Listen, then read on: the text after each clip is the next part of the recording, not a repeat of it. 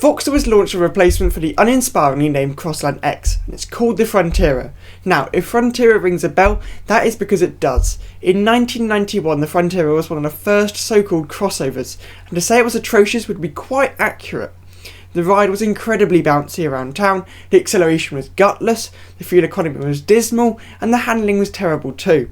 The Frontera was supposed to bridge the gap between the very popular Toyota RAV4 and the Land Rover Discovery, but instead it sat in no man's land with no real attributes going for it. So why exactly have Vauxhall brought back the Frontera name?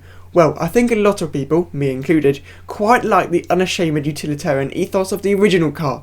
So with this new model, I think Vauxhall is trying to give us a modern, sophisticated car with the rugged reminiscence of the original Frontera. The best place to see whether this has paid off is on the exterior design then. Overall, it's quite a rugged design, with pronounced wheel arches and an upright front end. I'm not a fan of Vauxhall's new visor effect at the front, but I guess it would be very boring if everybody had the same taste. At the rear, the thick C-pillar and wraparound rear glass is very reminiscent of the original Frontera, and I quite like the sharp creases in the rear boot. Overall, it's quite a robust and inoffensive design. On the inside, it's very, well, car-like. There are two 10-inch displays, and hopefully the huge bezels as found on Vauxhalls of recent have been removed. You can't see very clearly from the press images. In the boot there's 460 litres of space, and with the rear seats folded down it increases to 1600 litres.